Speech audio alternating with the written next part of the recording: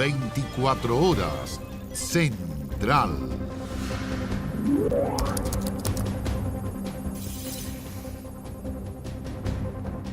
Muy buenas noches, bienvenidos, bienvenidas a las noticias en este día, domingo 19 de junio. Los trabajadores de la fundición de Ventanas continúan movilizados tras el anuncio de cierre progresivo de la empresa y los sindicatos de Codelco se encuentran en conversaciones para concretar el paro nacional que anunciaron después que el gobierno informó la decisión. Las manifestaciones se dan en medio de los intentos de diálogo de las autoridades y cuando el presidente ha dicho que la decisión está tomada.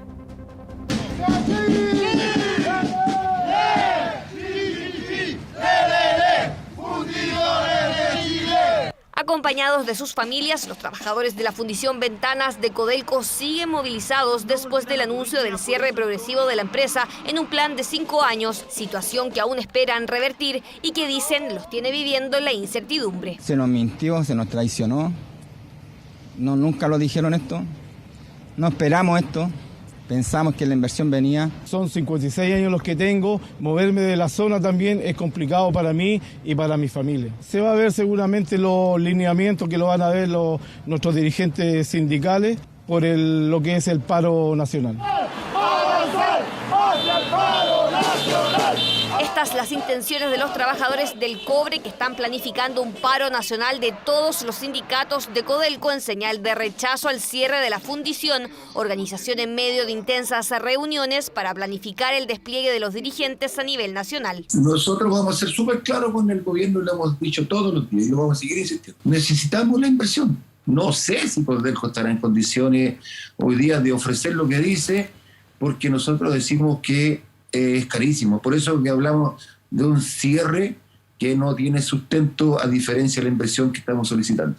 Piden que Codelco y el gobierno cambien de opinión y opten por la idea de invertir dinero en la fundición de Ventanas para su modernización y así reducir el impacto medioambiental. El presidente de la República reiteró en sus redes sociales que la decisión está tomada. Reitero que todo el cobre se seguirá procesando exclusivamente en fundiciones de Codelco y que ningún trabajador quedará sin su fuente laboral. Es una decisión difícil, pero tengo la convicción que es la correcta. Este fin de semana se dio el primer diálogo entre la Federación de Trabajadores del Cobre, la Cámara de Diputados y el Gobierno, conversación sin acuerdo que este miércoles se retomará en una mesa tripartita.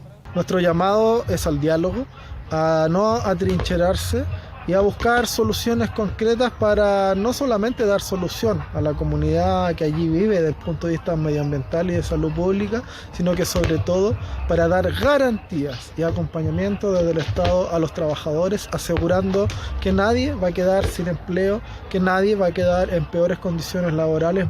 El Congreso como garante de un proceso de diálogo que los trabajadores querían se diera previo al anuncio y que hoy busca garantizar que el proyecto de ley que elimine la obligación de Ventanas a fundir cobre se envíe al Parlamento en acuerdo con los trabajadores. El presidente ha señalado que no se va a abandonar a ningún trabajador, tanto contratados directamente por Codelco como también de parte de las 21 empresas subcontratistas, y esperemos que este diálogo rinda frutos y que por supuesto se llegue a acuerdo. Si queremos avanzar en proteger el medio ambiente y la salud de las personas, pero también la fuente laboral, es necesario tomar estas decisiones en diálogo previo con las comunidades.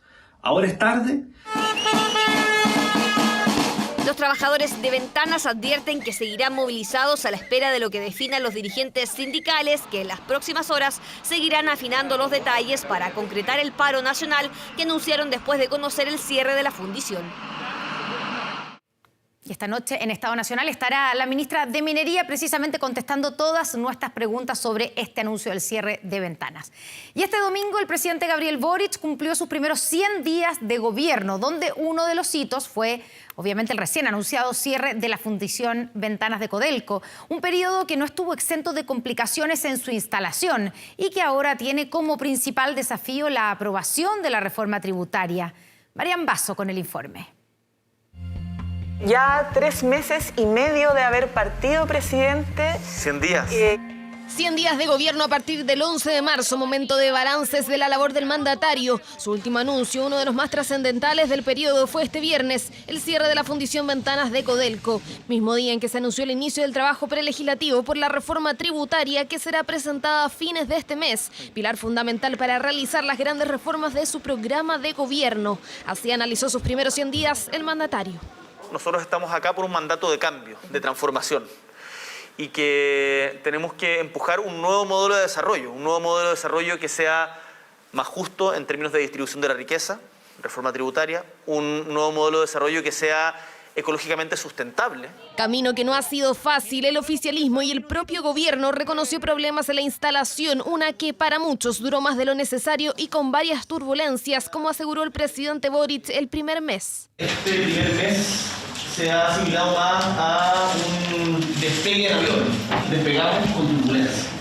Momentos complejos, algunos de ellos protagonizados por la ministra del Interior, Isquia Siches, por ejemplo, en su fallida visita a Temucuicui, o cuando aseguró que un avión con migrantes expulsados del país de la administración Piñera retornó con los mismos pasajeros. Uno de los aviones de las expulsiones que se hicieron, por ejemplo, a Venezuela, retornó con las mismas personas, con todos los pasajeros expulsados. El titular de Interior, que ha tenido que manejar una compleja agenda de seguridad a nivel nacional, donde se han distribuido efectivos para redoblar los esfuerzos, y junto con el ministro de la SECPRES han tenido que convencer a su sector de la implementación de un estado de excepción acotado en la macrozona sur. La complicación para ordenar esas dos coaliciones en el Congreso han sido evidentes con las complicaciones que ha tenido el ministro de la Presidencia para poder aprobar y tramitar algunas iniciativas en el Congreso, como el quinto retiro acotado o el estado de emergencia restringido, acotado. A través de sus redes sociales, el gobierno destacó 8 medidas alcanzadas en estos 3 meses y medio de gobierno.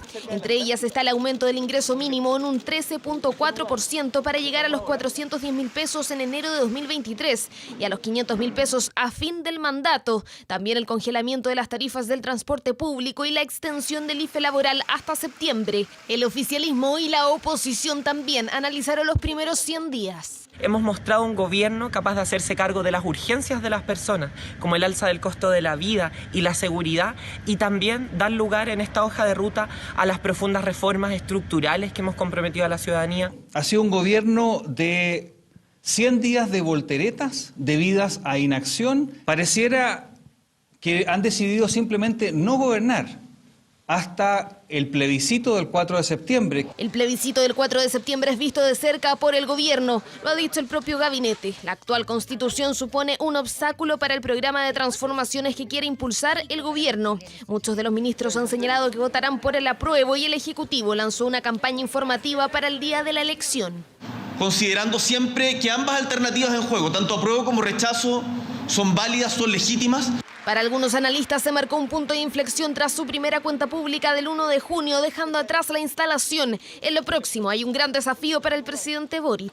El gobierno tendrá que ordenar a los equipos ministeriales como a sus propias coaliciones para poder enfrentar la tramitación de la reforma tributaria para los primeros días de julio. Trabajo prelegislativo de la reforma tributaria que comenzará este lunes y será liderado por el ministro de Hacienda, Mario Marcel. Ahí estará el desafío de lograr los respaldos del oficialismo y la oposición que logren concretar una de las grandes medidas de la administración Boric. Un presunto conductor de una aplicación de transporte sufrió, según la hipótesis principal de la Fiscalía, el robo de su vehículo cuando 3 personas lo atacaron en una feria libre de Cerro Navia.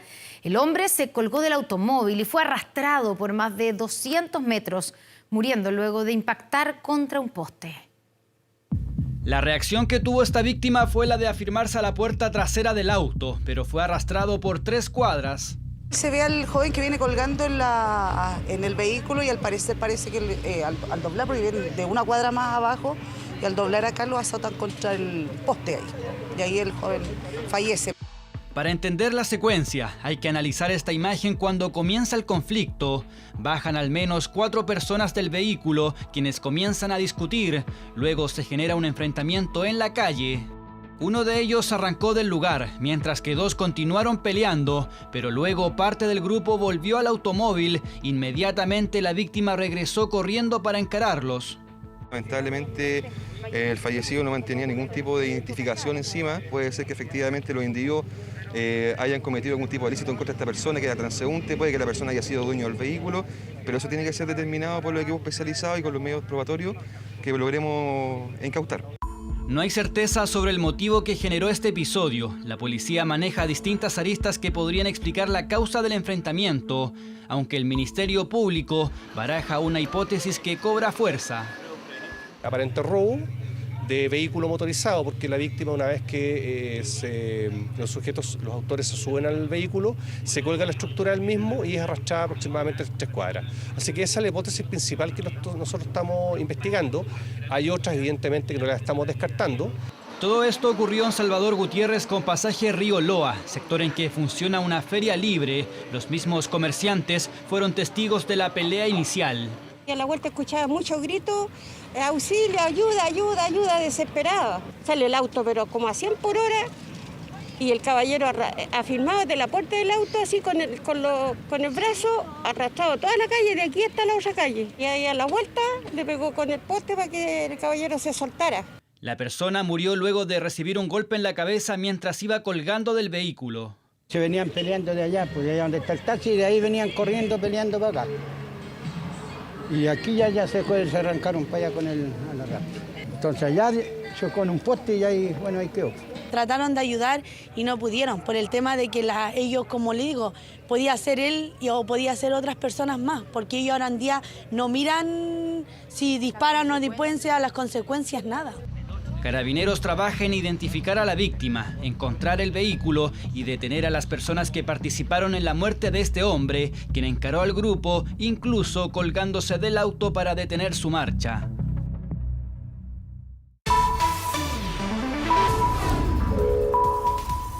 Ahora, Colombia ya tiene presidente porque en una histórica jornada Gustavo Petro consiguió el 50,45% de los votos versus el 47,30% de Rodolfo Hernández. Y así se convierte Gustavo Petro en el primer presidente de izquierda en la historia de ese país.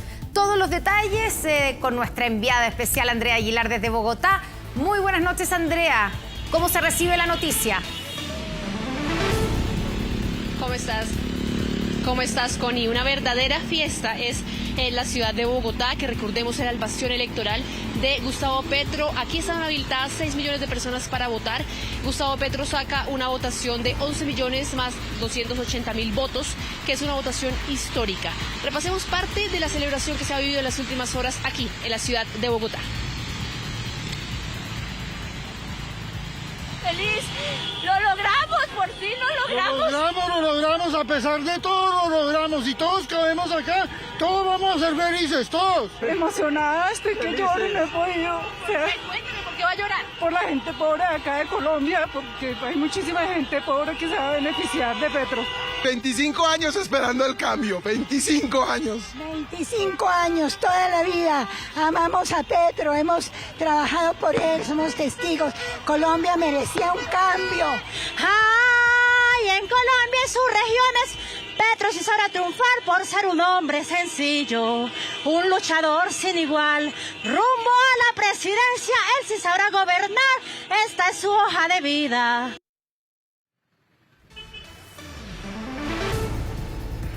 Bueno, ustedes lo escuchaban, prácticamente una fiesta acá en la ciudad de Bogotá.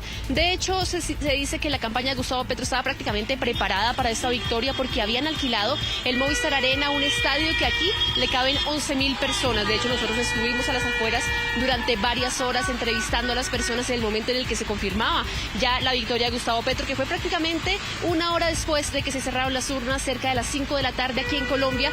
Ya se tenían los resultados. Por supuesto, a esta hora está el candidato Gustavo Petro, acompañado de todo su equipo, de su familia, también de Francia Márquez, la candidata vicepresidenta, ahora vicepresidenta electa, dando sus declaraciones. Vamos a repasar también qué han dicho ambos candidatos, porque habló Petro hace pocos minutos y el primero en reconocer la victoria fue Rodolfo Hernández, que no saca una votación poca o mediocre, sino que saca 10,5 millones de votos. Se convierte en el líder de la oposición en Colombia con una votación amplísima. Vamos a pasar a ver las declaraciones de ambos candidatos. Aquí lo que viene es un cambio de verdad, un cambio real. En ello comprometemos la existencia, la vida misma. No vamos a traicionar ese electorado que lo que le ha gritado al país, lo que le ha gritado precisamente a la historia, es que a partir de hoy Colombia cambia. Colombia es otra. Acepto el resultado como debe ser si deseamos que nuestras instituciones sean firmes.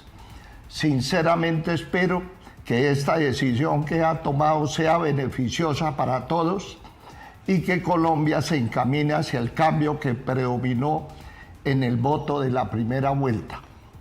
Le deseo al doctor Gustavo Petro que sepa dirigir el país, que sea fiel a su discurso contra la corrupción y que no defraude a quienes confiaron en él.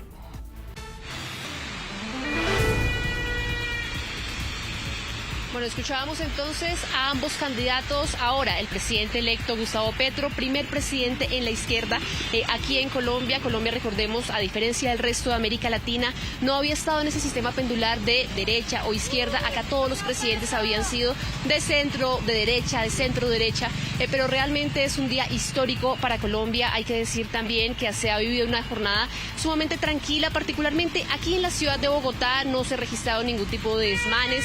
Sí sabemos que en regiones falleció un soldado que estaba haciendo labores también de resguardar esta jornada electoral. Hubo episodios de violencia a las afueras de Bogotá, también en otras regiones. Sin embargo, recordar además que era una jornada que partía con el presidente Iván Duque a las 8 de la mañana. Él entregaba también un mensaje en donde llamaba a la gente a votar.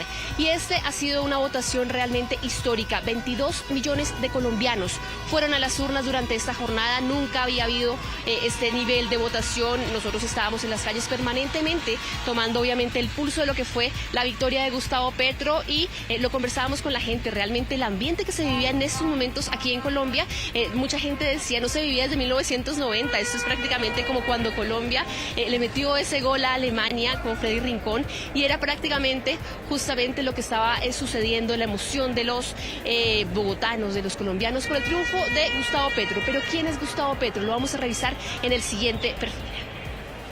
Me llamo Gustavo Petro y voy a ser su presidente. La tercera fue la vencida y el economista de izquierda Gustavo Petro finalmente llegará a la Casa de Nariño luego de haber perdido las elecciones en 2010 y 2018. Por la libertad, una X por el cambio de Colombia. Un cambio que el país cafetero le tomó dar tras décadas de gobiernos de derecha o centro y que Petro deberá liderar durante los próximos 4 años.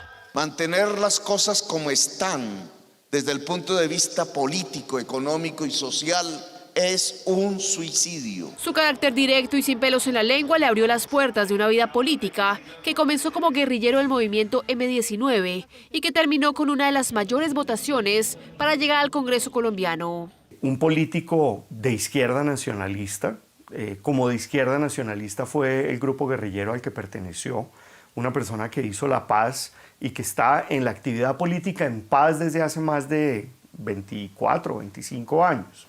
Una trayectoria que ha estado marcada por sus luchas sociales y que lo llevó a la alcaldía de Bogotá entre 2012 y 2015, de donde salió destituido e inhabilitado para ejercer cargos públicos por una crisis con las basuras de la capital colombiana. Tuvo bastantes dificultades, de la mayoría de sus secretarios dentro de su gabinete renunciaron o él los renunció.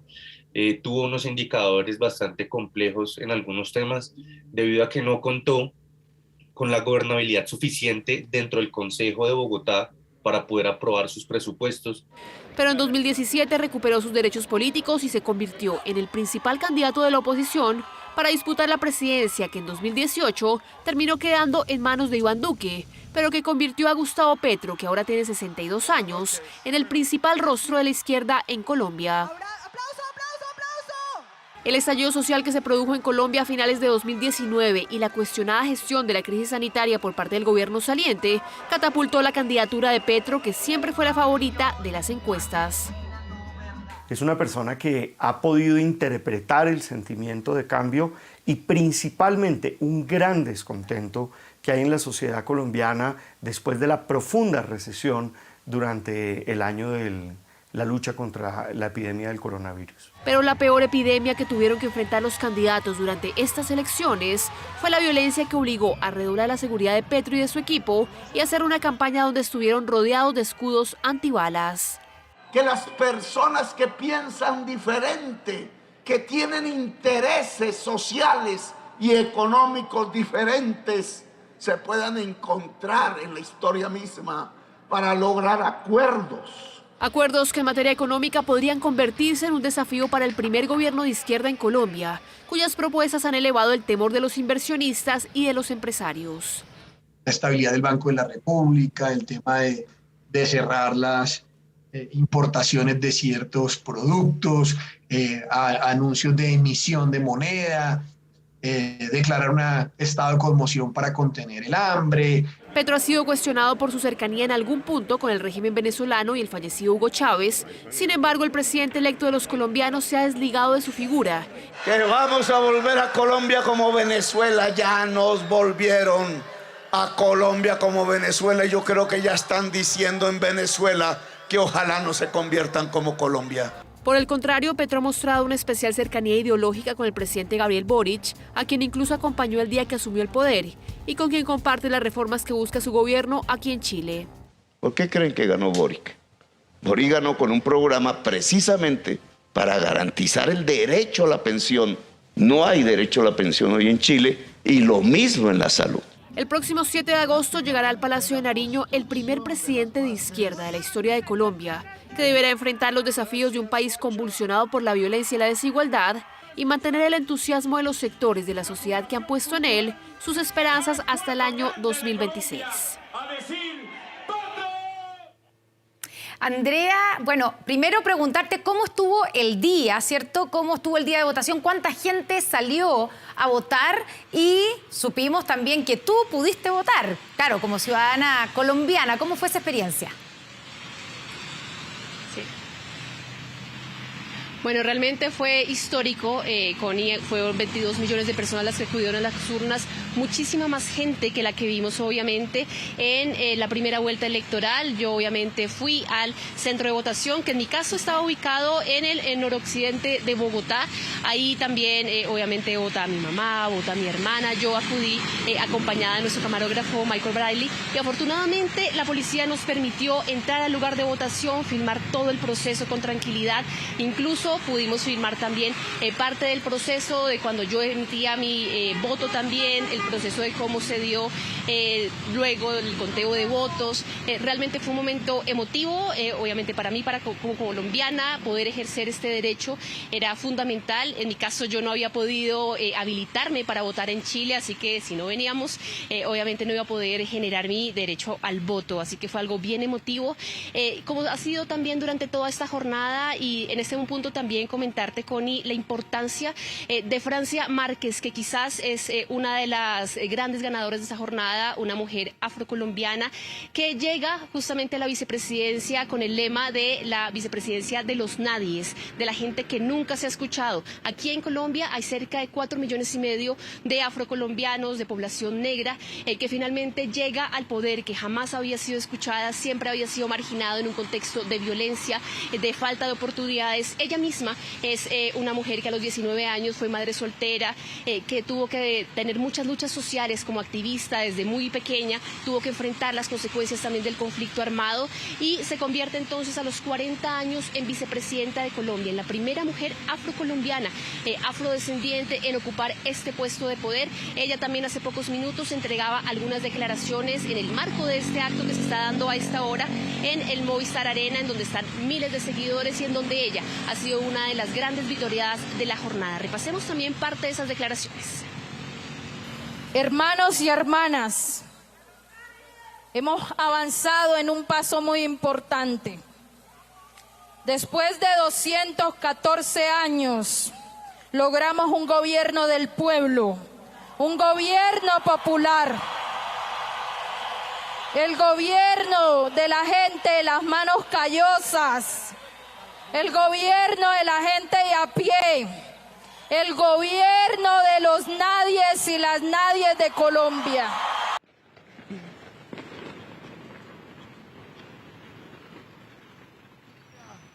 Bueno, decir también que durante estos días previos a la campaña nosotros tuvimos la oportunidad de hablar en exclusiva con el candidato y ahora presidente electo Gustavo Petro. Le preguntamos por la relación especial y cercana que tuvo él o que tiene en estos momentos con el presidente Gabriel Boric. Recordemos que él, en su condición de candidato, estuvo acompañando al presidente en su posesión el 11 de marzo y que también cuando hubo algunos gestos de la campaña por parte del presidente Boric que generalmente tenía obviamente hacia el candidato Gustavo Petro, que incluso causó la molestia del presidente Iván Duque, que decía que ese no era el punto, que no había que intervenir en la campaña, pero finalmente parte de la sintonía fue justamente el saludo y la pregunta que le hicimos al presidente electo de Colombia, Gustavo Petro. Pasemos a revisar este momento. Bueno, un saludo al presidente Boric, nos vimos allá en el Palacio de la Moneda no hace mucho. Una reunión muy simbólica por todo lo que significa la historia de ese palacio y la historia de dos personas que enarbolamos banderas progresistas y que de nuevo llegan a los palacios presidenciales.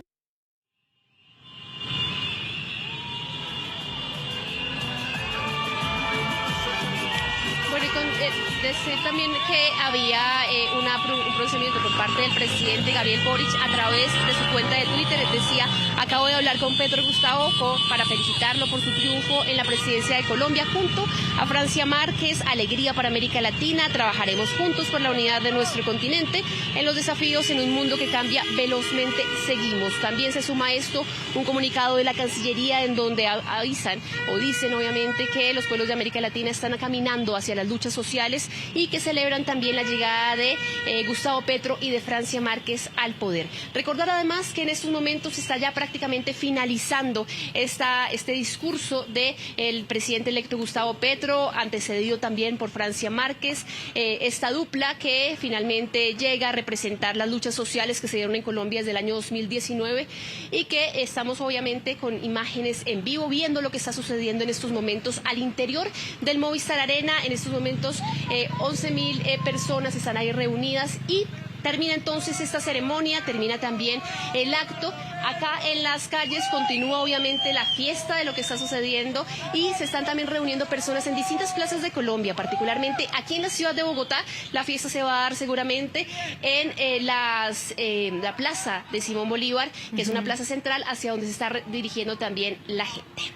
Andrea Aguilar con todo el informe, con todos los detalles de lo que ha ocurrido en esta jornada histórica para Colombia, donde Gustavo Petro se convierte en el primer presidente de izquierda en la historia de ese país. Gracias, Andrea, y estamos en contacto, por supuesto, en las próximas horas. Buenas noches.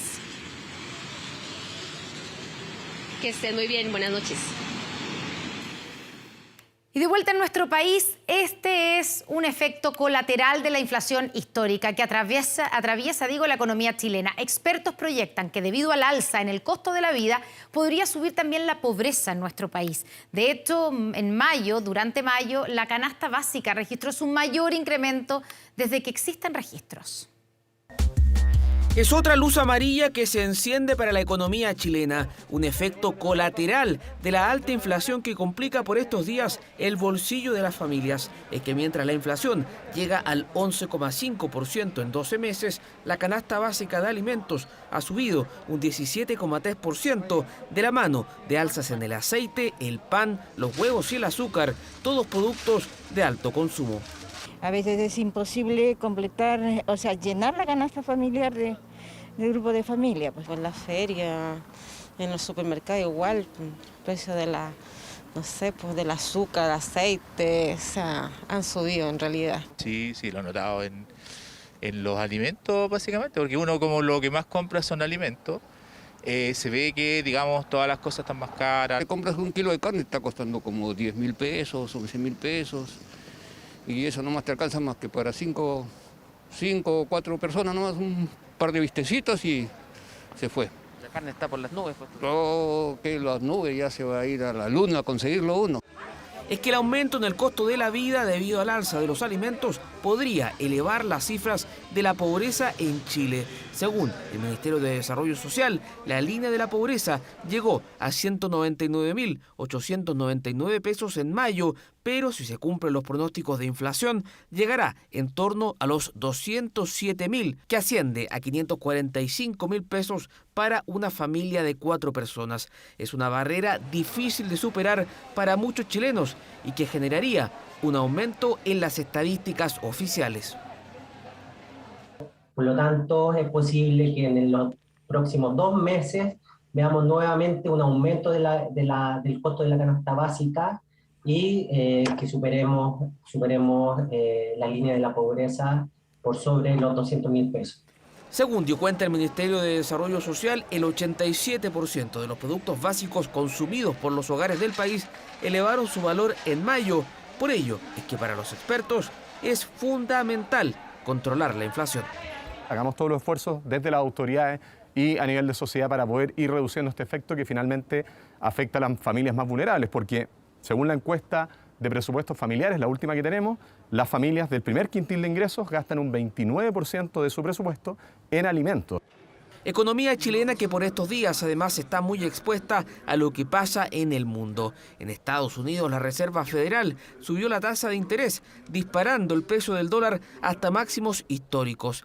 Sin embargo, por la alta inflación y el bajo crecimiento que exhibe la principal economía del mundo, hay quienes no descartan una recesión, con todo el impacto que aquello supondría para Chile.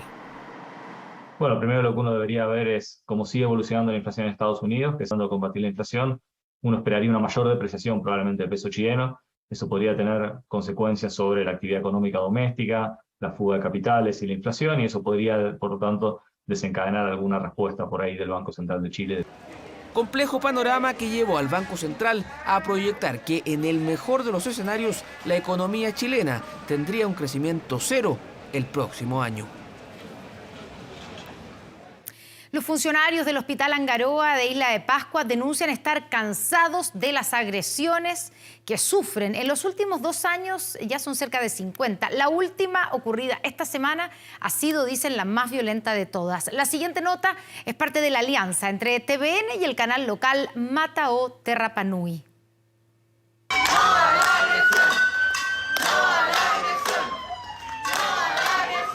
En el Hospital Angaroa de Rapa Nui están cansados de las agresiones. Solo este año llevan 9 funcionarios que han sido agredidos.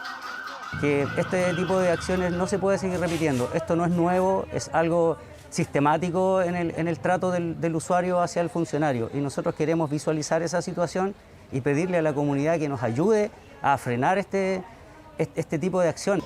El último hecho de violencia ocurrió en la urgencia del hospital, donde una paciente golpeó y rasguñó a una funcionaria para luego huir del recinto hospitalario. A raíz de eso, Carabineros desplegó todos los cursos de acción necesarios, dando finalmente en horas de la tarde con el paradero de esta persona, la cual se presentó en la unidad policial y fue detenida por el delito de agresión. Debido a la agresión, hoy la funcionaria se encuentra con licencia, recuperándose de los golpes recibidos.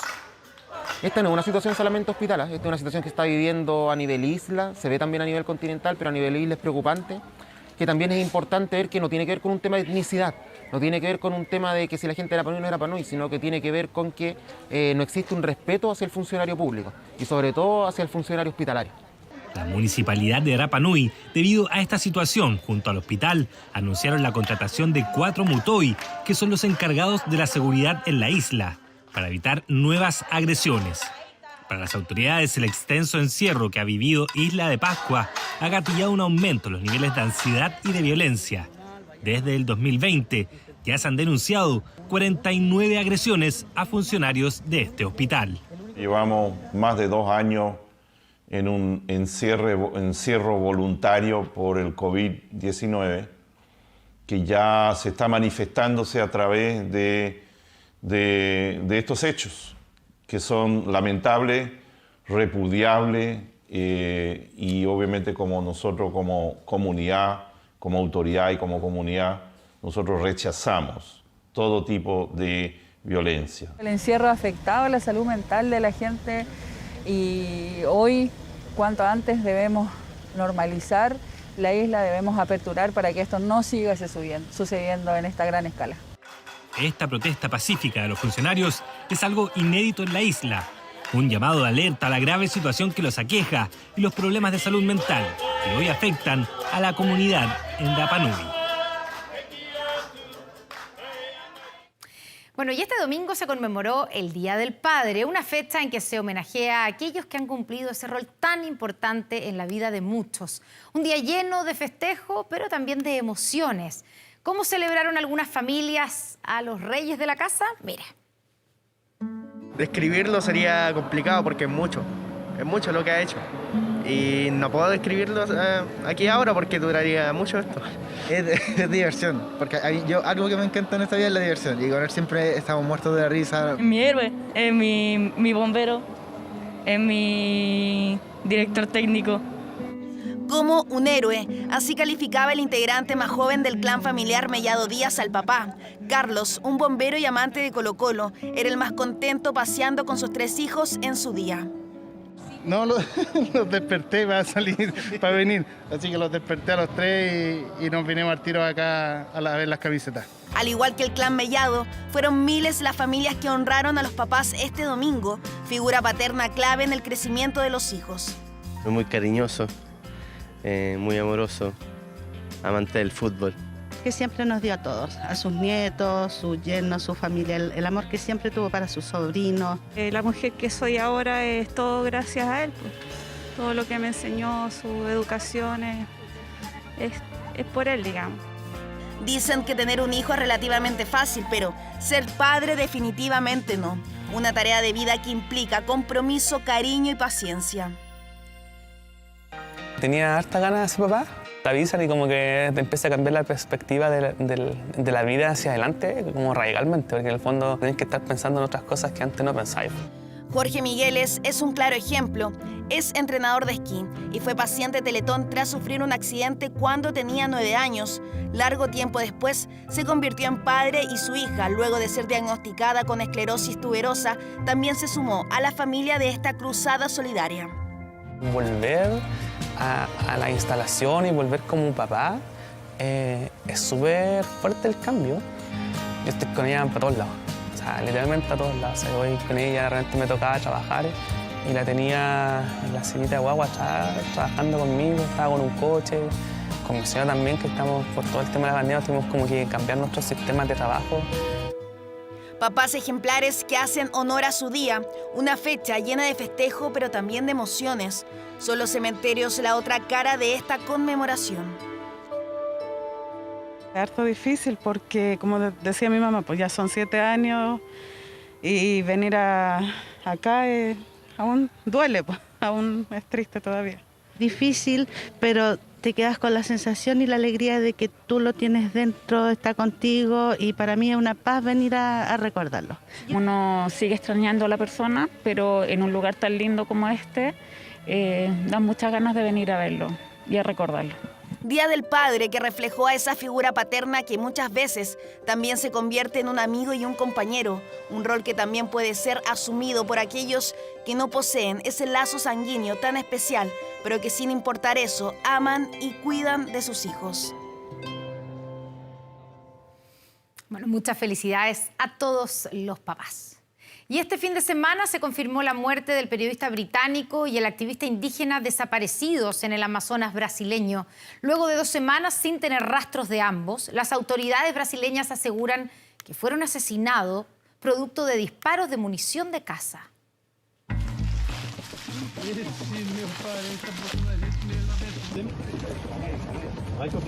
Un hecho que conmueve a Reino Unido y Brasil, pero que mantiene a todo el mundo en alerta. La muerte del periodista británico Dom Phillips y del activista indígena Bruno Pereira en el Amazonas brasileño hoy tiene nuevos antecedentes que abren un nuevo capítulo en la investigación. Jefferson estuvo en la escena del crimen según todas las pruebas e interrogatorios. Estuvo en la escena del crimen y participó activamente del doble asesinato. De esta manera, la policía brasileña anunció la existencia de un tercer sospechoso en la desaparición y posterior asesinato del reportero y el activista, persona que en este momento se encuentra bajo arresto. Sin embargo, los avances en la investigación no quedan ahí. ¿Dónde está Bruno? ¿Dónde está Bruno? Tras el hallazgo de 2 cuerpos en el Valle del Yavarí, las autoridades aseguraron que se trata efectivamente de Dom Phillips y Bruno Pereira. ¿Por qué está pasando esto? Simplemente no quiero que Dom y Bruno sufran. Allí hay mucha crueldad. Estoy desconsolada. Eso me corta mucho el corazón. Y es que tras la identificación de los cuerpos, las autoridades detallaron que la causa de muerte fue por disparos de munición de caza. Precisamente esa zona de la selva amazónica es conocida por el tránsito de cazadores furtivos y traficantes de cocaína. Ahora los indicios nos llevan a creer que los grupos ilegales hicieron algo malo con ellos. A 2 semanas de su desaparición, los problemas en torno a la comunidad indígena y el peligro que se vive día a día en el Amazonas salen a la luz, de la mano de protestas que evidencian el descontento social. Esto es el resultado de un gobierno que apoya este tipo de violencia. Estoy aquí porque es lo mínimo que podemos hacer para protestar en memoria de Dom y Bruno. No podemos trabajar con miedo, el miedo de estar en el campo y sentirse abandonado, y estando dentro de la oficina, sentir miedo de ser perseguido. Basta de eso. Un trágico final para el viaje del reportero de The Guardian Dom Phillips y el activista indígena Bruno Pereira, donde en este momento sus familias y amigos solo exigen justicia. Crónicas del domingo. Que haya un solo estudio sociolaboral sobre la comunidad LGBTQ+ en Chile ya dice mucho. Aún más nos enrostran como sociedad sus resultados. Mire, el 75% de los hombres trans y casi el 80% de las mujeres trans no tiene contrato de trabajo. Incluso hay profesionales universitarios con hasta estudios de posgrado que son discriminados por su identidad de género y quedan desempleados. Otros han tenido que soportar violencia y exclusión en sus empleos. Luis Soto y Tomás Guinness con esta crónica del domingo. Una comunidad históricamente excluida, víctimas de la discriminación y crímenes de odio. Habían escrito bien grande, no trans. Puerco, asqueroso. Personas que no logran conseguir empleo e incluso son rechazadas únicamente por su apariencia. No servía nada haber estudiado tantas cosas y en el fondo lo que importaba más es si era maricón o no era maricón.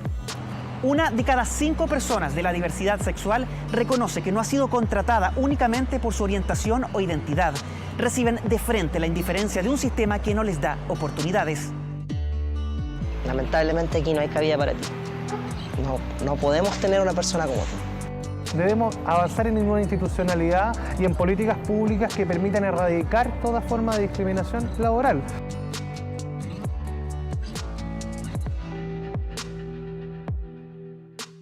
Soy profesor de Historia y Geografía de la UPB, licenciado en Educación, Inglés Intermedio en Wall Street Institute. Tengo un magíster en Teoría de Historia del Arte en la Universidad de Chile y ahí mis tesis. Mira, aquí me hicieron hacer estos mismos diplomados de género y diversidad sexual. Antonia nos muestra sus principales logros académicos. Se especializa en historia del arte, pero también tiene formación en derechos humanos. En su carrera profesional solo figura una larga lista de talleres, ponencias y capacitaciones en distintos colegios. Pero esto era ad honorem. Entonces al final yo por mantener un tipo de... para poder yo demostrar que sí me estaba salvando la educación, hice muchas cosas de manera gratis. piensa que de esta forma podrá abrirse camino en el mundo laboral. A pesar de tener un currículum robusto, asegura que en prácticamente 10 años no ha podido conseguir un trabajo estable como profesora. Entonces tiraban los currículos y cuando los colegios miraban, decían, como no sé, como que y diversidad sexual y un magíster en arte, y me miraban y te das cuenta que hay un cúmulo de violencia o de vulneraciones de derechos que pasan por la educación y por lo laboral. Tiene 32 años y es una mujer transgénero. Inicia su transición cuando ya está titulada, pero asegura que las puertas para encontrar empleo se cierran de golpe y las pocas entrevistas de trabajo que logra conseguir son cada vez más angustiantes. No sé, pues tenía una entrevista con una señorita y justo en ese horario con esa señorita, todo el colegio se le ocurrió venir a pasearse por la sala porque estaba la travesti. Son tantos los rechazos, los momentos incómodos o los comentarios ofensivos que incluso posterga su transición y su desarrollo personal para postular a ofertas laborales como hombre.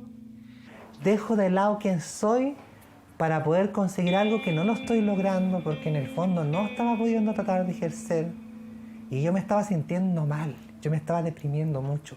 Porque cuando tú luchas con quien tú eres, ¿me entiendes? Para que la sociedad no te discrimine y te siguen discriminando, es frustrante. Un golpe que remece su vida, sus estudios no le permiten subsistir y la necesidad económica es imperiosa. ¿Qué hago yo para poder sobrevivir? Yo hoy en día estoy ejerciendo el trabajo sexual para poder yo pagar mi día a día, siendo profesora, teniendo magíster. Dice que muchas mujeres trans viven lo mismo. Siente que son confinadas a un gueto social. Solo el 13% de ellas logra ganar más de 250.000 pesos. Yo no podía acceder a un sueldo digno ni sentirme como que estaba haciendo algo que me llenara. ¿Me entiendes? Que yo pudiera desarrollarme de todo lo que había estudiado. Si en el fondo había estudiado tanto, ¿para qué? El hecho de ser trans ya es un factor para que las personas no queden en los trabajos a los que están postulando.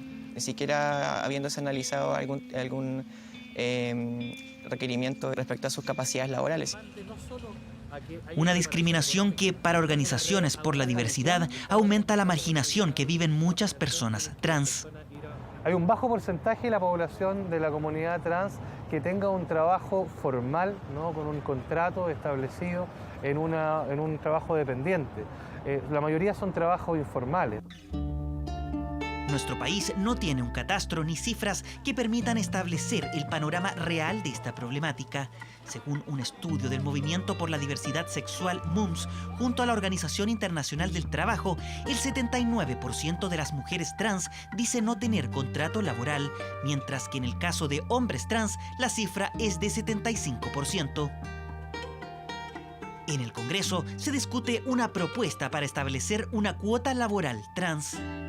A pesar de que haya cierta iniciativa por parte de algunos privados, nunca va a ser suficiente respecto a lo que debiese hacer el Estado en la protección de los derechos de las personas trans y sobre todo en el ámbito laboral. Pero por cierto, la reivindicación de un cupo laboral trans es fundamental para nuestra comunidad, para tomar una acción decidida en la integración laboral, de que en el fondo también establezca, y esto es fundamental, garantías y políticas de nivelación de estudio, de capacitación. A nosotros nos parece que es un proyecto interesante, que lo más importante se tiene que discutir con las organizaciones y las activistas trans. Esto sobre todo para ir recogiendo la diversidad de situaciones laborales que esto implica. Desde hace 3 años, Vicente trabaja como guardia de seguridad. Nos cuenta que alcanza la estabilidad laboral luego de un largo peregrinar de casi 20 años. Y siempre tuve la misma negativa. Estamos llamando, o no me llamaban, o cuando me llamaban recibía el típico: lamentablemente aquí no hay cabida para ti. No podemos tener una persona como tú. Oriundo de Osorno, estudia periodismo en Valdivia. Luego de terminar la universidad, decide concretar su transición al género masculino y para iniciar una nueva vida se establece en Santiago. Estuve aproximadamente 5 años de mi vida buscando 24/7 una oportunidad laboral y busqué, Dios sabe que busqué en cada medio de comunicación posible. Busca trabajo también en empresas e instituciones públicas, pero sin resultados. Se siente discriminado en cada entrevista laboral. En una entrevista laboral tenían que preguntarme por mi experiencia y mis antecedentes académicos, no por cosas personales e íntimas que no vienen al caso. Y tenía que soportar esas preguntas porque el entrevistador o no se convencía, o no entendía, o no quería entender sencillamente. Para sobrevivir vende golosinas en el metro. Luego conoce a su actual esposa, con quien empieza a trabajar de manera informal. Empezamos los dos a cantar en las micros. Y eso fue algo que hicimos durante 10 años. Con toda la dificultad que implica, pero con cierta estabilidad. Pero el escenario cambia en 2019, cuando por fin puede cambiar su nombre a Vicente en el registro civil y postula a una empresa de seguridad. Yo sé, tengo claro que no estudié ni me preparé para ser guardia, pero la vida a veces te pone en situaciones que no te dejan alternativa. Un caso que sale de lo común, ya que el 44% de los hombres trans gana menos de 100.000 pesos. Educación. Un factor que agudiza la marginación laboral de la comunidad trans es la baja escolaridad. De personas trans que no han tenido la posibilidad de poder terminar sus estudios, ya que han sido discriminadas en sus lugares de estudio y finalmente han sido segregadas, se han visto obligadas a trabajar informalmente. En Chile, el 34% de las mujeres trans termina su educación media, mientras que solo el 25% de los hombres la logra completar. Para eso es importante avanzar en un complejo escenario educativo que implica la incorporación del proyecto de educación sexual integral, avanzar hacia un enfoque a una educación no sexista y, por cierto, también capacitaciones a las personas de la diversidad y disidencia sexogenérica para que puedan ingresar al mundo laboral. En pandemia disminuyen las denuncias de discriminación por identidad de género a nivel escolar, pero este año ya son más que las de 2019. Erradicar la discriminación sigue siendo un difícil desafío, pero hay proyectos que buscan emparejar la cancha en educación para jóvenes que merecen y reclaman el derecho a trabajar en una sociedad que no haga distinciones. Desde 2018, la Escuela Amaranta Gómez es un espacio educativo para estudiantes trans que se encuentran desescolarizados o que quedan excluidos del sistema tradicional. Actualmente asisten 76 alumnos y alumnas de entre 6 y 19 años. De repente vienen con diagnósticos como psicológicos y psiquiátricos súper violentos y desde ahí empezamos a trabajar desde esa base. Y después los chiquillos te hablan, te saludan, te conversan, le hablan a sus compañeros, se juntan en el recreo, juegan. Todo es autogestionado. Profesores voluntarios los preparan para rendir exámenes libres. ¿Por qué no darles la instancia para que se eduquen en un espacio seguro? Que ojalá todos los espacios fueran seguros, pero sabemos que no lo son. Y que logren terminar su enseñanza básica, logren terminar su enseñanza media y después en un momento de terminar decir, quiero hacer esto. Gabriel lleva 4 años en esta escuela. A fines de este semestre rinde los exámenes de tercero y cuarto medio y luego planea inscribirse en un preuniversitario. Yo creo que voy a ir por química y farmacéutica. Me gustaría trabajar en un laboratorio, pero también me gustaría trabajar en toxicología forense. Al fin y al cabo, todos deberíamos tener la oportunidad de desempeñarnos en lo que estudiamos o desempeñarnos en trabajos. O sea, al fin y al cabo es en lo que se basa el sustento de la vida. Hay que trabajar para poder mantener una familia, mantenerte a ti si estás solo. Me explico en el sentido de que tiene que ser para todos. Un derecho que distintas organizaciones buscan que se haga valer. Para lograrlo, fomentan la tolerancia y la integración en espacios de trabajo. El desconocimiento muchas veces provoca discriminación. Porque la persona trans es la persona que, de todos nosotros, es la persona que más les cuesta insertarse en la sociedad, porque es la persona que más rechazo produce de parte de aquellos que se sienten normales, entre comillas. Desde hace un tiempo, la Central Unitaria de Trabajadores realiza capacitaciones a sindicatos para educar sobre la diversidad sexual.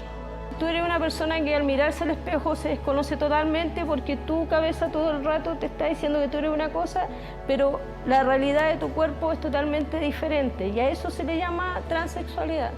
El travestismo, esto es diferente porque la gente confunde el travestismo, el transexualismo y el performance, que son las personas que se visten para show. Hay personas que les gusta tener prendas, por ejemplo, hay hombres que son heterosexuales, pero les fascina andar con prendas femeninas. Y eso vendría siendo una forma de travestismo. Yo creo que ahora, con todo lo que ustedes han enseñado o con todo lo que está saliendo tanto por noticias, esto tiene que cambiar. Tiene que cambiar y tenemos que ser tal cual parejos. Y aquí no tenemos que discriminar a nadie. Una instancia que cobra relevancia frente a las preocupantes estadísticas. Según un estudio de Laborum, Chile es el país con más casos de violencia y hostigamiento a trabajadores trans de Latinoamérica. Nos cuesta que entiendan el hecho de que por ser lesbiana, por ser gay, por ser trans, tenemos todo el derecho a trabajar como cualquier otra persona, o sea, juzguarnos por nuestra capacidad laboral. Muchas de las situaciones de violencia justamente están ancladas en prácticas culturales, en microprácticas de violencia, en microprácticas de invisibilización, sin un acompañamiento integral a las empresas y también a los organismos del Estado. No vamos a lograr una transformación sustantiva. En 2020, Renata trabaja en un call center, pero decide renunciar para poder iniciar su transición. Piensa que su cambio físico puede traerle problemas con sus compañeros de trabajo. Busca empleo durante 6 meses, sin resultados, hasta que finalmente la llaman. Pues la persona fue muy amable, muy respetuosa conmigo en todo momento y vio tanta mi motivación en encontrar trabajo y de querer trabajar que me dio la oportunidad de entrar a trabajar. Consigue un puesto como promotora y reponedora en una tienda de retail. Es su primer trabajo como Renata tras actualizar sus datos y sexo registral en el registro civil. En una yo estaba en el baño y siento que entran 2 chicas y empiezan a rumorear así y a usar términos bien despectivos referente a mi cuerpo y a mis genitales, que yo no debería de entrar a ese baño porque yo no soy una mujer, que en el cubículo, en la puerta, habían escrito bien grande "no trans". Y abajo en pequeño habían escrito "puerco, asquerosos tienen los baños". Su historia es compartida. 1 de cada 5 personas trans ha sufrido discriminación en su espacio laboral. Muchas prefieren callar. De hecho, el 73% de estas agresiones termina sin denuncia. Estos hechos nos reflejan la necesidad de avanzar en políticas públicas e iniciativas legislativas de no discriminación, en particular en el ámbito laboral. De los principales problemas que tenemos para generar políticas públicas, no solo a la población trans, sino a la población LGBTIQ+ en general, es la falta de estadísticas, de datos y de visibilidad finalmente institucional de la realidad de nuestra comunidad. En ese sentido, como gobierno creemos que un punto de partida es reconocer que se necesitan la producción de estadísticas y de una caracterización laboral a nivel nacional que justamente permita determinar cuál es nuestra población objetivo y a partir de eso definir cuáles son las políticas públicas que justamente pueden ir en línea. En conjunto con Irina Caramanos hemos establecido una mesa de trabajo con organizaciones de la comunidad y en especial con la población trans para poder, digamos, definir líneas de trabajo ante esta falta de institucionalidad que les acoja. Durante décadas, ciudadanos como Vicente, Antonia y Renata soportan una discriminación injusta. Mientras no haya una voluntad de parte del empresario o de la persona de gobierno o del microempresario de entender, de empatizar, hay un camino largo por recorrer todavía contra la discriminación. Yo creo que para eso se necesita educación, se necesita hablar de nuestros temas, se necesita visibilidad por sobre todo. Una exclusión que les resta todo tipo de oportunidades para su futuro. Más de la mitad de los hombres trans y el 72% de las mujeres trans envejece sin previsión.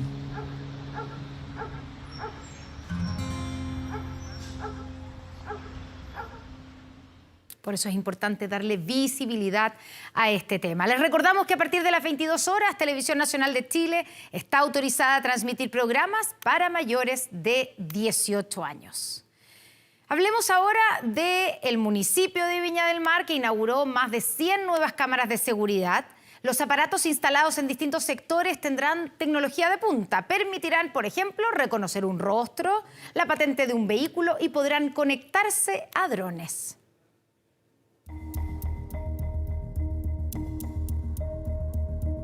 Así de nítidas son las nuevas cámaras de seguridad.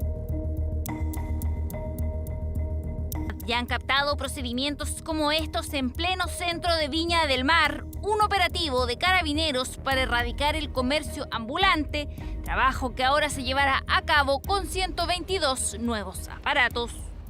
Creo que esta inversión importante de la alcaldía, que genera más de 122 cámaras, que significa una excelente resolución, un almacenamiento sobre 6 meses, con un giro de 360 grados, indudablemente esto va a poder tener eficiencia y eficacia a la labor de carabineros. Donde hay una cámara de televigilancia, el entorno es más seguro. El delincuente se inhibe de sobremanera de cometer un delito al verse vigilado constantemente por estas cámaras de televigilancia que están siendo monitoreadas por personal municipal conjuntamente con personal de carabineros. En segundo lugar, aumenta ostensiblemente la sensación de seguridad. Software de última tecnología que permitirán identificar claramente un rostro o una patente de un vehículo como este, responsable de un atropello. Nuevo y moderno sistema de televigilancia comunal que funcionará incluso en barrios donde nunca antes había existido monitoreo. Desde que asumimos nosotros, que venimos solicitando, veníamos pidiendo, ya que estábamos como marcados como un lugar rojo, la Plaza Forestal, y no habíamos sido escuchados. Hoy, muy contentos, estamos más tranquilos con la cámara de seguridad, y no solo por una materia de seguridad, también por tránsito. Un servicio con una imagen que nos permite identificar el rostro de personas, que nos permite identificar patentes, que se permite conectar a los diferentes drones que tenemos en el municipio para hacer, si es necesario, una persecución de un delito en tiempo real. Tenemos uno de los sistemas con la mayor tecnología del país, y creo que eso es el mínimo que merece nuestra ciudad. Herramientas que reemplazarán al antiguo sistema y que ahora cuentan con grabación diurna y nocturna, visión en 360 grados, zoom y almacenaje durante 6 meses.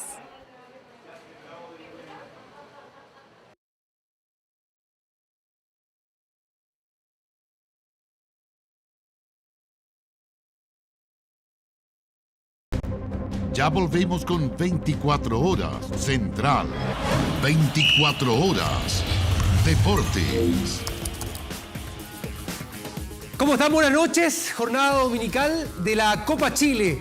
Partidos correspondientes a la tercera fase, encuentros de ida, donde Universidad de Chile tuvo varias complicaciones para obtener una victoria frente a General Velázquez, equipo de la segunda división, la tercera categoría de nuestro fútbol. De inmediato compacto, goles, imágenes de 27 de junio, 4 de la tarde en el Estadio Santa Laura. Fue el estreno oficial del técnico uruguayo Diego López en la banca azul. Escuchamos declaraciones.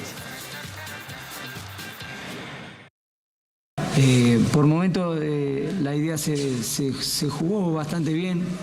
Hay que mejorar cuando tenemos la pelota también. Creo que este equipo lo puede hacer. Es el primer partido oficial. Los primeros partidos siempre son complicados, más allá del rival. No importa el rival. De esta manera es difícil ganar. Tenemos que jugar mejor. Tenemos que jugar mejor. La autocrítica que realizó ahí Gustavo Quinteros, el director técnico de Colo-Colo, que tuvo un encontrón otra vez ahí con Maximiliano Falcón, con el defensa uruguayo. En el partido jugado ayer sábado en el Estadio Monumental, donde fue una de las sorpresas de esta tercera fase de los encuentros de ida de la Copa Chile, donde Colo-Colo empató 0-0 frente a Deportes Temuco, equipo que va en el 11º lugar de la primera B de nuestro fútbol. Detalles a continuación. Para ganar hay que jugar mejor, tenemos que mejorar en el juego. La verdad que no es un resultado que esperábamos, menos en casa. Los ánimos en Colo-Colo no son de los mejores. Un pobre empate ante Deportes Temuco, equipo que marcha 11º en la primera B, preocupa a jugadores, técnico, hinchas y dirigentes. De esta manera es difícil ganar, tenemos que jugar mejor. La tensión se respira en Macul. El encontrón entre el técnico Gustavo Quinteros y el defensa Maximiliano Falcón es prueba de ello. Minuto 80 de partido ante Deportes Temuco. Falcón que reclama al juez del partido y Quinteros que decide sacarlo de ahí con un fuerte empujón. Con Falcón, bueno, Falcón es un pibe que tiene un montón de amarillas por protestar. Un montón de amarillas por protestar, por encarar al árbitro y demás. De carácter fuerte, temperamental, no es la primera vez que el uruguayo se ve envuelto en este tipo de situaciones. A Quinteros le cuesta disciplinarlo. Cuando nosotros hablamos en el vestuario, decimos siempre que con los árbitros no protesten, que nosotros nos encargamos de eso.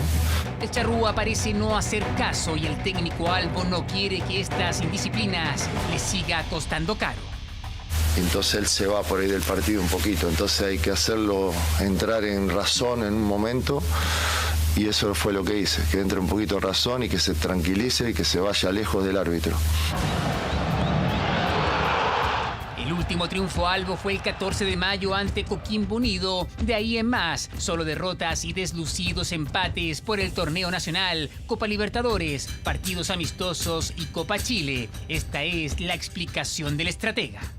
Con la falta, y esto ya lo dije, lo vuelvo a repetir, que yo 10, 15 veces lo habré dicho, cuando nos faltan 2 o 3 jugadores o 4 jugadores se nos complica un poco porque tenemos un plantel corto, entonces... Plantel corto y refuerzos que aún no llegan, eso tiene más que preocupado a Quinteros. Yo le paso al director deportivo, le paso todos los nombres, hace un mes que le pasé los nombres para que los jugadores vengan. No, estoy preocupado porque esta vez no llegaron los jugadores. Este jueves será la revancha ante Deportes Temuco con el Germán Becker. Una derrota sin duda dejaría el ambiente aún más tenso al interior del Cacique.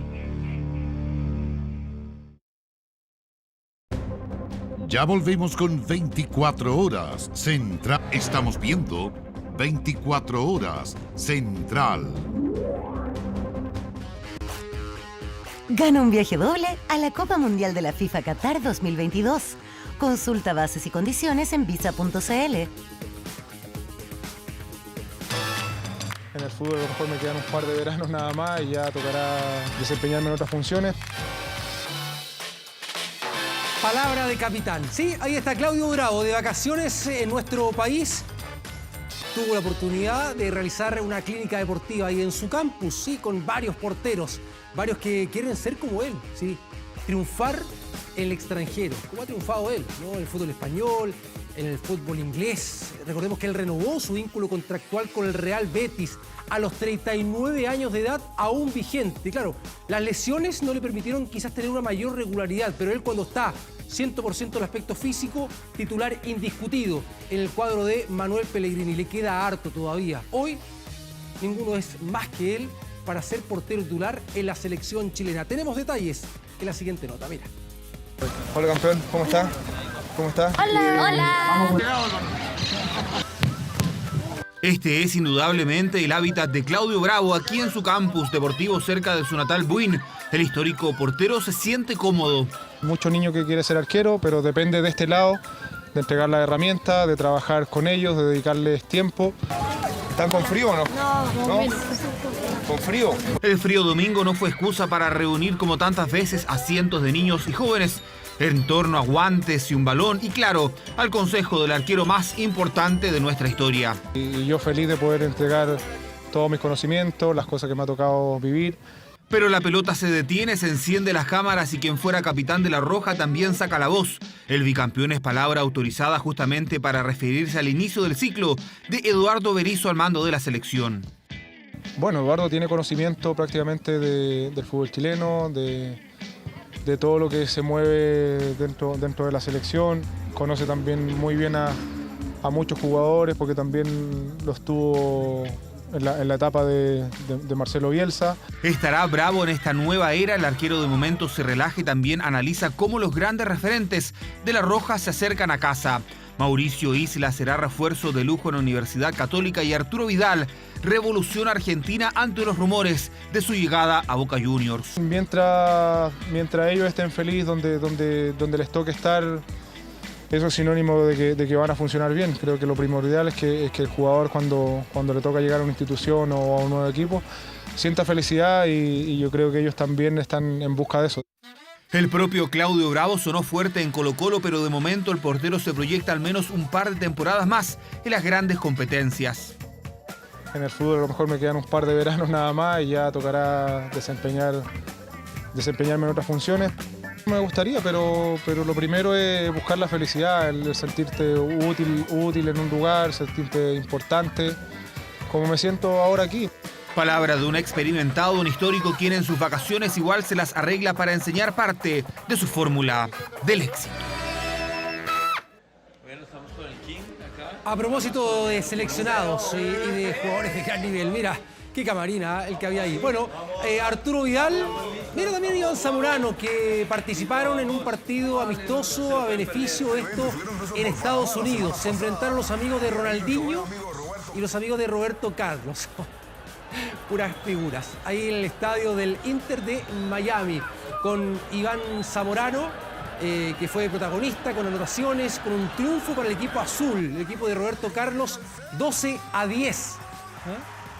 Vidal vistió la camiseta número 23, Zamorano el tradicional hizo clásico 1+8 en este partido de Beautiful Game. Con Vidal titular, Zamorano ingresó al minuto 27, anotó 2 goles Zamorano a los 39 minutos con una palomita, esta mirá. Derrotando a René Higuita, el portero colombiano, mundialista, ¿sí? Centro de Cafú. Y después hizo un gol en el minuto 42, que fue el 7-4 en este partido amistoso. Mientras Arturo Vidal ve su futuro, si será Boca Juniors, como dicen en Argentina, si será Flamengo de Brasil, 2 equipos de gran categoría, pues, de gran historia, no solamente a nivel sudamericano, sino que también a nivel mundial. En este partido donde jugó Paulo Dybala, Carlos Tevez, Higuita, Valderrama, Pogba, por mencionar algunos, notable. Vamos a la Fórmula 1. Aquí está, con el triunfo de Max Verstappen en el Gran Premio de Canadá, el piloto Red Bull. Refuerza su liderato en la Fórmula 1, ganando este domingo. Ahí el neerlandés que aguantó la presión, sobre todo en las últimas vueltas, del piloto español Carlos Sainz de Ferrari. Y ahí logrando el piloto de 24 años su 6ª victoria del año, ganando acá en Montreal. Y Lewis Hamilton, el 7 veces campeón de la Fórmula 1, completó el podio ahí en el 3er puesto, el piloto de Mercedes. Verstappen logró su 26ª victoria en la Fórmula 1, lidera el Mundial con 175 puntos, 46 más que su compañero Checo Pérez, que hoy tuvo problemas mecánicos y quedó fuera de este gran premio. Alejandro Tavilo venció hoy a Fernando Verdasco en el tenis al español en el último partido de la quali y se metió al cuadro principal del Abierto de Mallorca, enfrentando al francés Benjamin Bonzi, mañana en la mañana. Con esta noticia me despido. Ya continúa Constanza Santamaría, acá en 24 Horas Central. Buenas noches. Terminan aquí las noticias, pero les cuento que hace unos minutos las autoridades decretaron de manera preventiva preemergencia ambiental para la región metropolitana para mañana por la mala calidad del aire. Y les dejo la invitación esta para que se queden en TVN porque ya viene Estado Nacional. Estaremos con la ministra de Minería para hacerle todas las preguntas que están dando vueltas después del anuncio del cierre de la fundición Ventanas de Codelco. Así que nos vemos en unos minutitos más en Estado Nacional. Buenas noches.